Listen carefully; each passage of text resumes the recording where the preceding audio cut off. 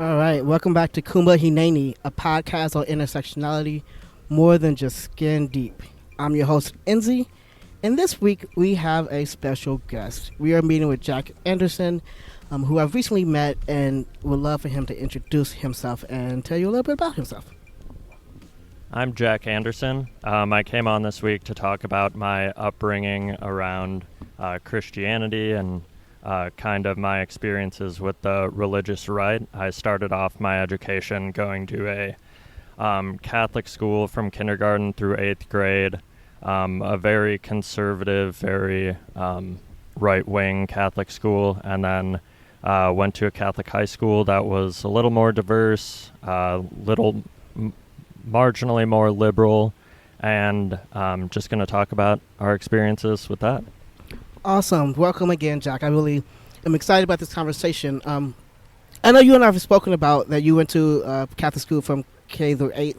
I went to a Catholic school from preschool to 8th grade. The difference was my Catholic school was all black school, and so we had a little different type of experience in education. But I would love to hear from you what was some of your major things that you learned from Catholic school that you would love to keep. And then the other question is going to be some of the things that you learned that you want to try to undo and unlearn. Yeah, so I would say that we kind of learned down two lanes, so to speak. In one lane, we learned about Jesus and how he was about clothing the poor and feeding the hungry and healing the sick, and he spoke truth to power, spent time with the tax collectors, lepers, prostitutes, all of the social pariahs and outcasts of that time.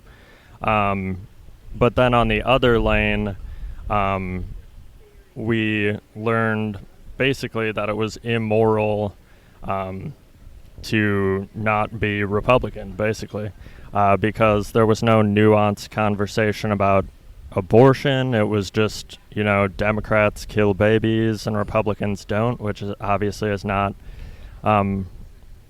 that's not how it is. And also, I had graduated from my K through 8 school without having ever heard the argument in favor of gay marriage, which wasn't an open and shut case at the time.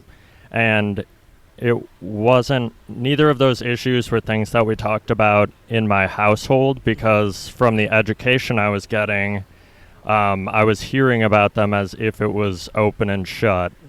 So I never thought to really ask about those things at the time. So when you talk about those things, one of the things I'm curious about, because time changes things, right? And so I'm really bad at math, but I'm wondering, were you in high school and grade school pre or post 9/11?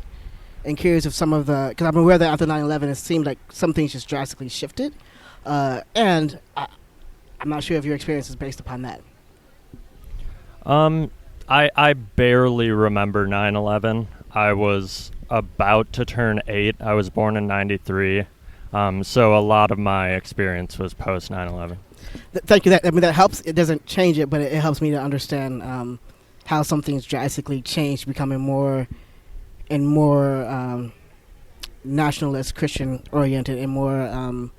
There happened to be more programs existing after 2004 and 2000 for religious based organizations.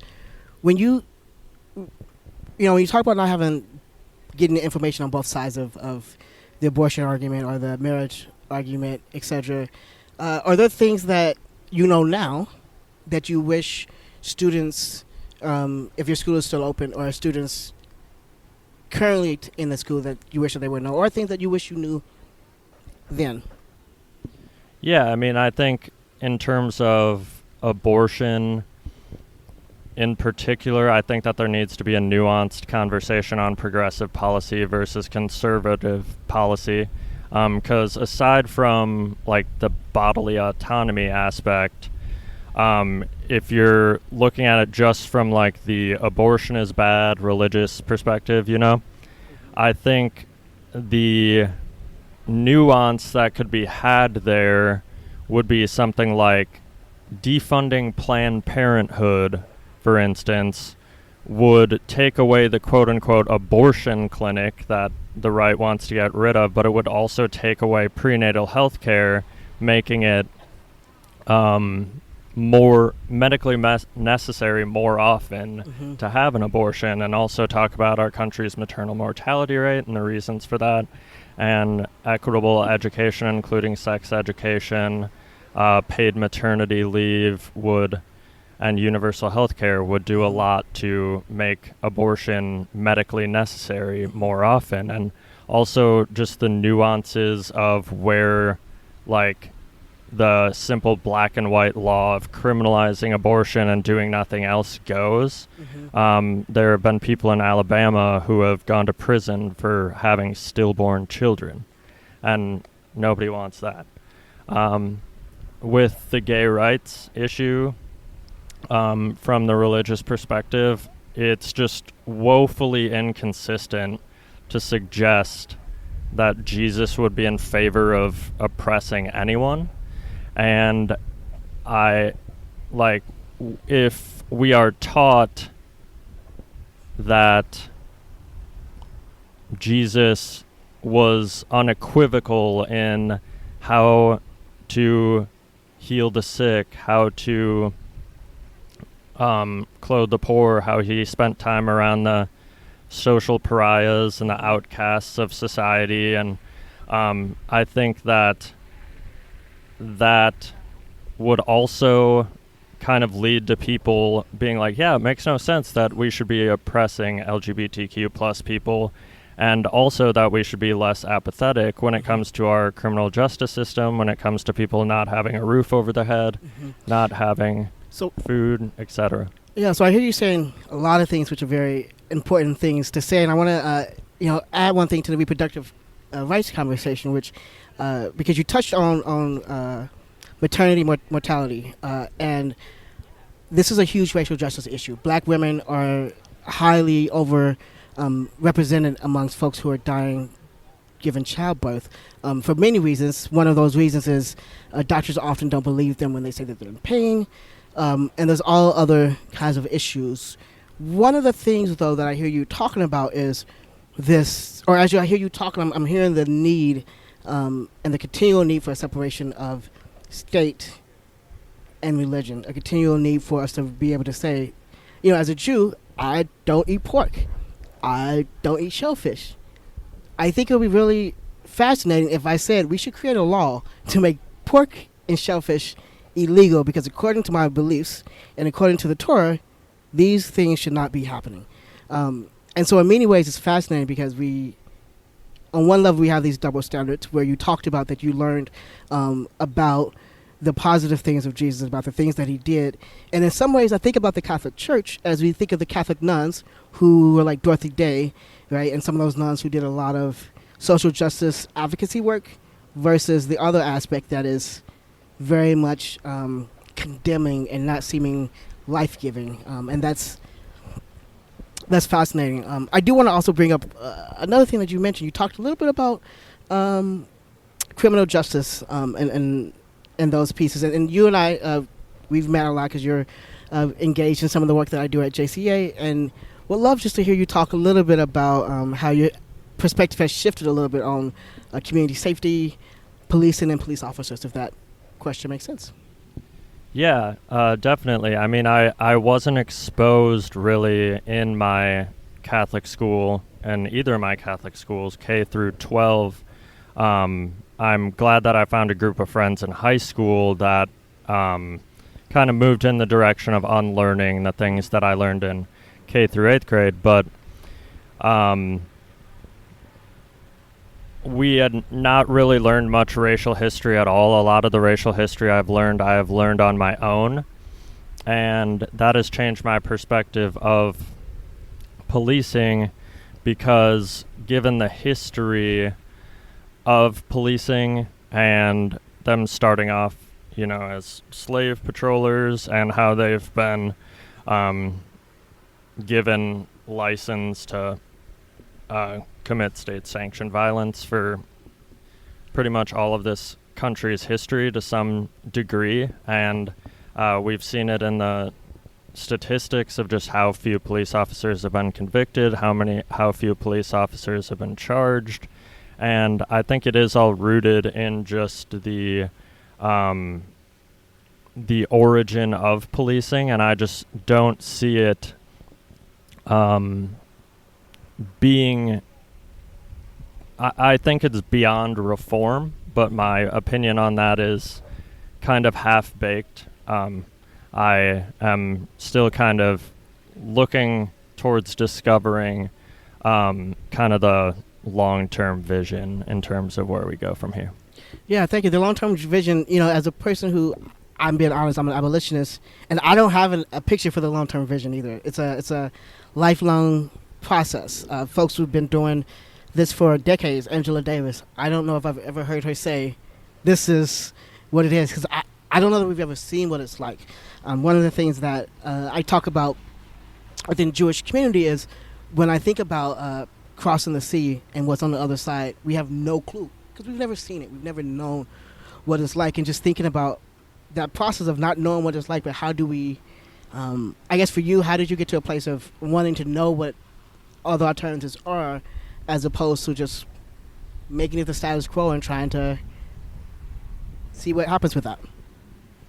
I think George Floyd getting murdered was a huge turning point for me. I think it was a kind of Emmett Till-esque situation in the sense where it was like with his open casket on the cover of the magazine, Emmett Till's, the murder of George Floyd was a situation where it was like a graphic depiction where it's like, that's bad. There's no two ways around it.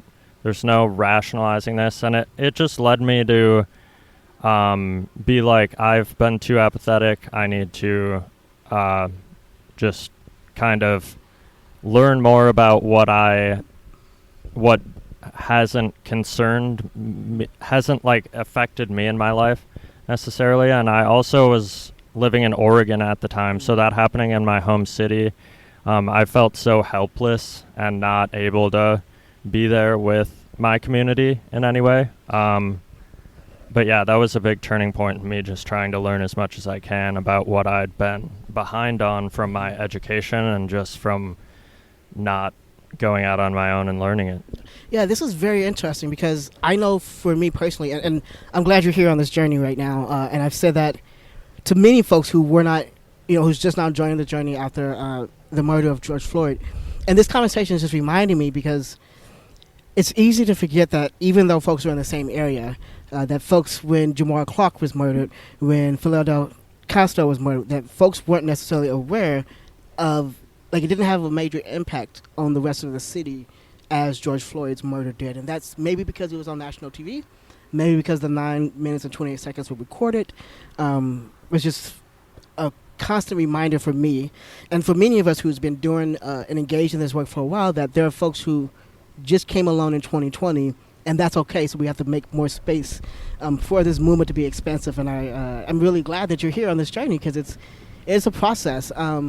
You talked about learning and educating. I'm really trying to figure out if you have an answer for this anyhow. What, for folks like you who may be more on the fence than you were, and really, though, curiosity and want to figure out what's the next steps, or at least figure out how to think differently about policing, would you offer any advice to that? As I said, my opinion on the future of policing is kind of half-baked. It's, and I know we've talked about this, we just know the current system doesn't work.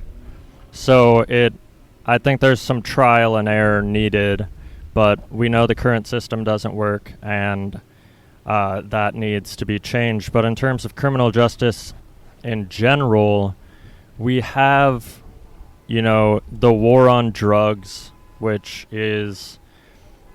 locks up, I think 40% of the people currently incarcerated are incarcerated for nonviolent drug offenses, something like that. It might. I mean, I'm not sure of the numbers anymore because let's name that with the passage and the decriminalization of medical cannabis has kind of shifted numbers, I think, but the numbers are still high. I don't have the stats, so I don't want to make up a random number, but Yeah, and with the numbers being so high, I mean, as I said, I moved from Oregon, where it's legal. You know, I lived in a town of 3,000 people, and they had a weed store. You know, like that's how casual it was. They didn't have a movie theater, but they had a weed store. And in other places, you lose your voting rights, you go to prison for nonviolent marijuana offenses, and that is just an absurd disparity. You know, we've seen how the like quote unquote states' rights has been a excuse to oppress folks, and I think we need,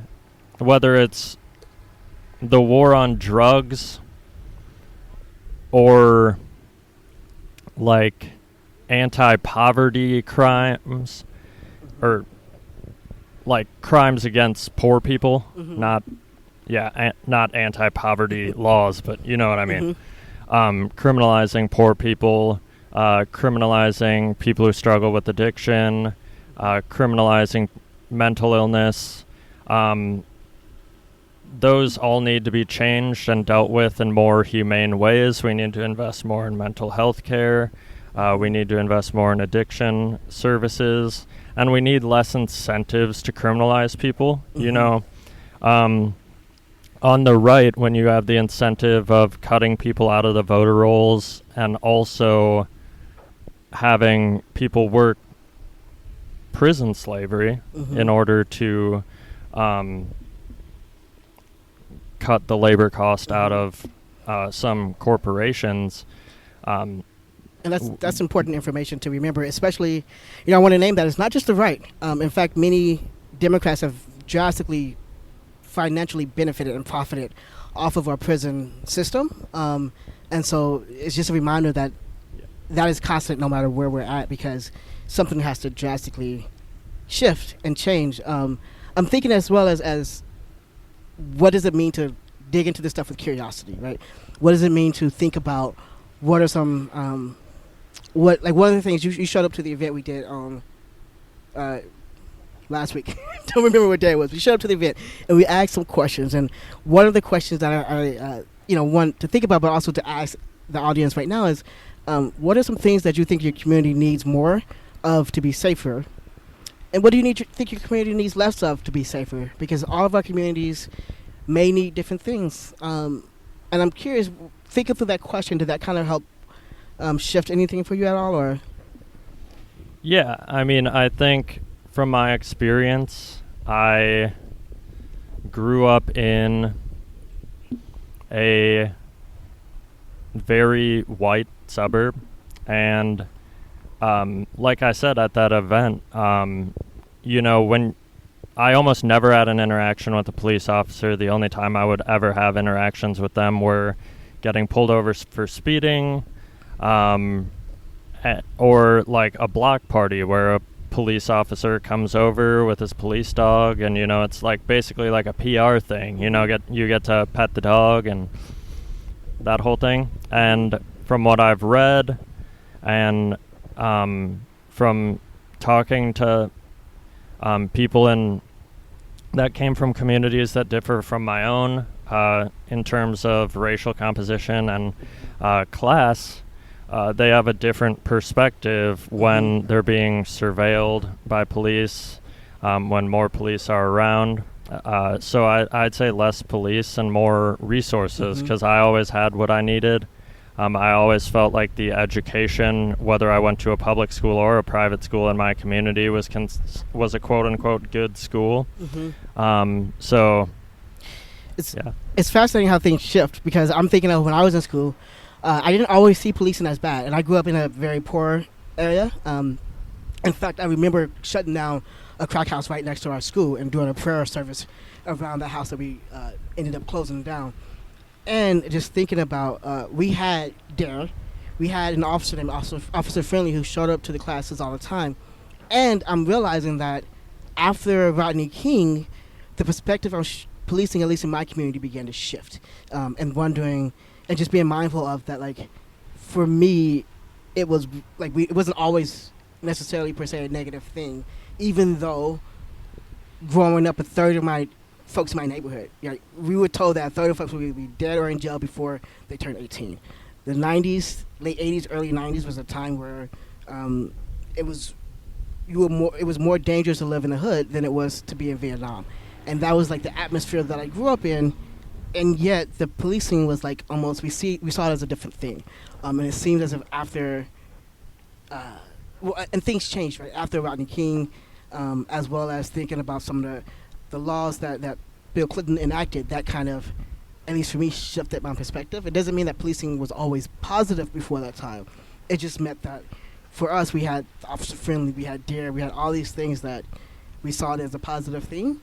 And for me, I'm going to name that. Even when I worked in some of the affordable housing in the Twin Cities, thinking about the way we did at times have beat officers who knew the neighborhood, who knew the folks. And I'm talking about this in the sense of, we know we're not going to have abolition tomorrow.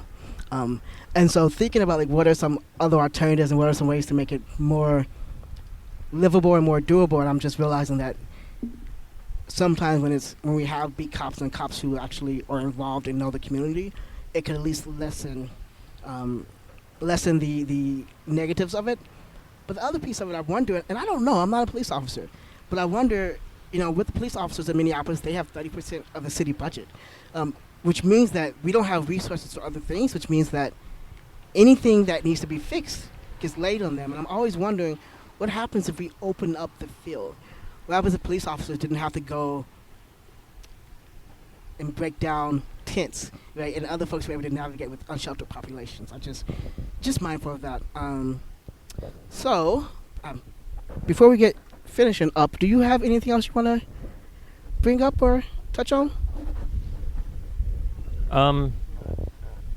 I would just say that you mentioned the separation of church and state, and your perspective as a Jewish person of if it was, a Jewish nation, pork and shellfish would be outlawed.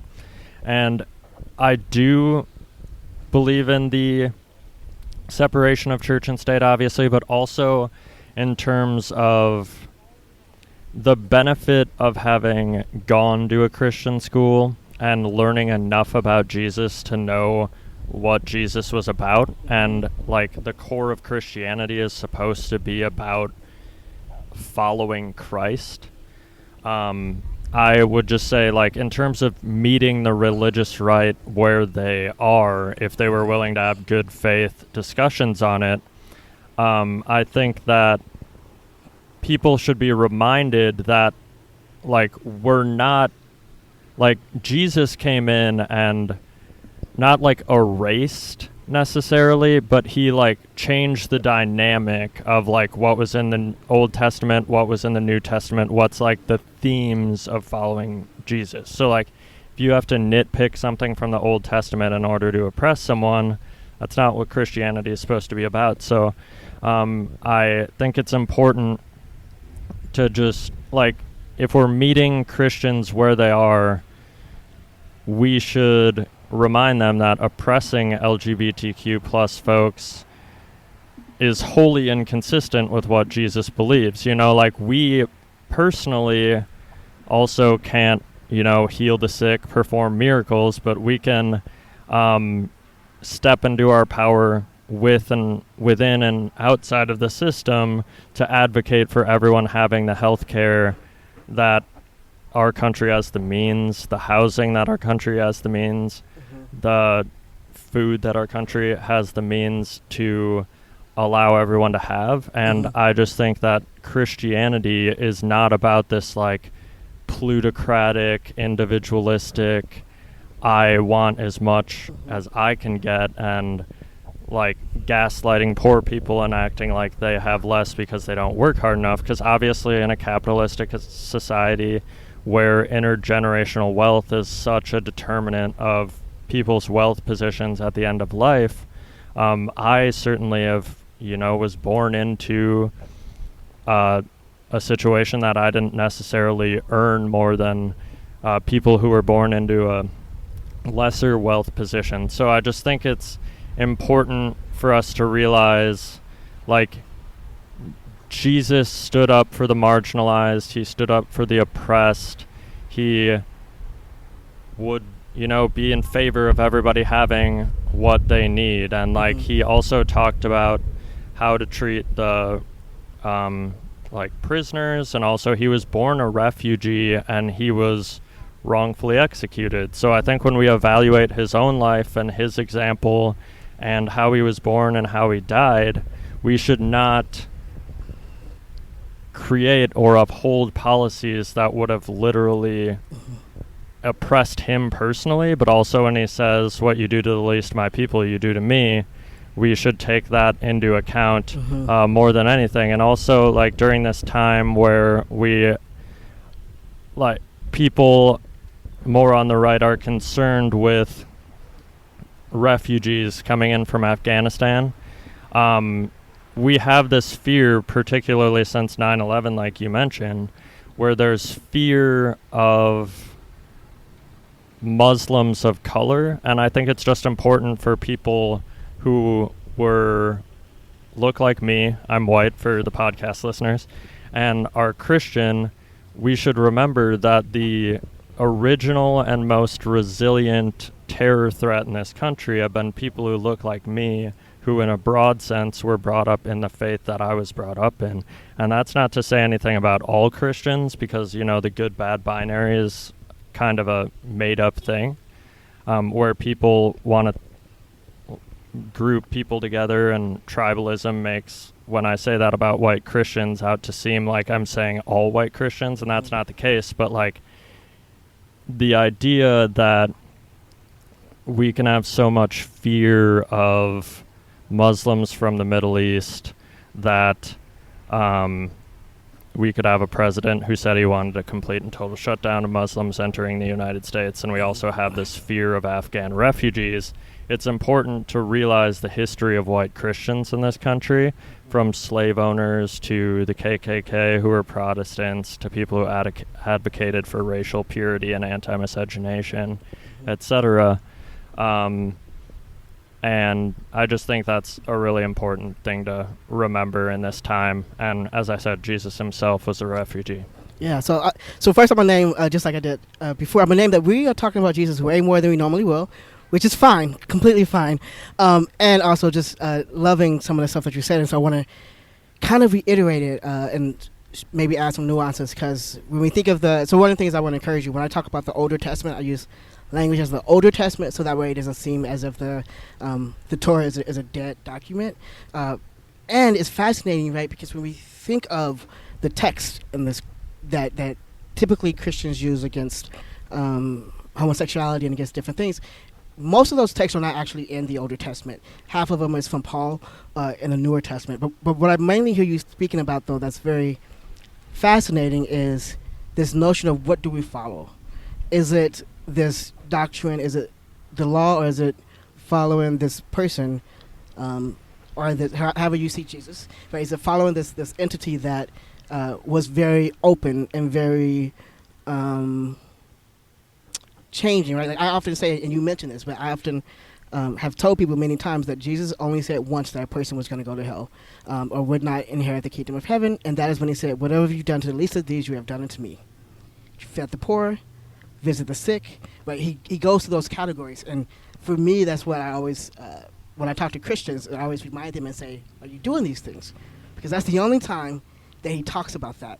And I'm saying this as I'm not a Christian, so right, this is coming through my perspective. But this has been such a really great conversation, and I look forward to having more of these conversations with you, Jack. And yeah, do you want to say anything else before we finish? Yeah, the one thing I was reminded of, kind of while we were talking about, that I think from the Christian perspective,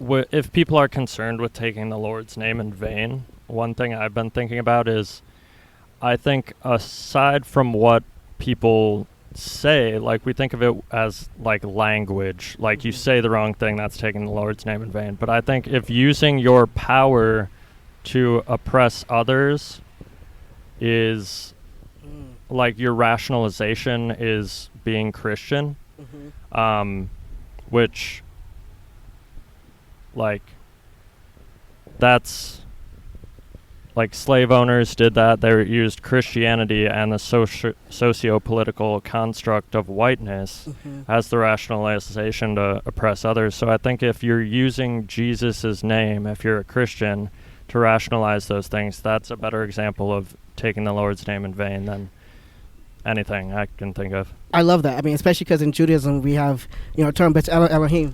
God, thank you.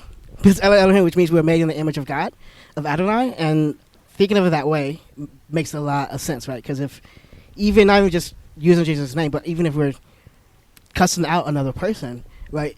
Is that in some ways, as you say that, I'm like, wow, that is actually true. If we are made in the image of the divine, then that means that it becomes much easier to take, quote unquote, the Lord's name in vain. And I really appreciate that perspective. Thank you.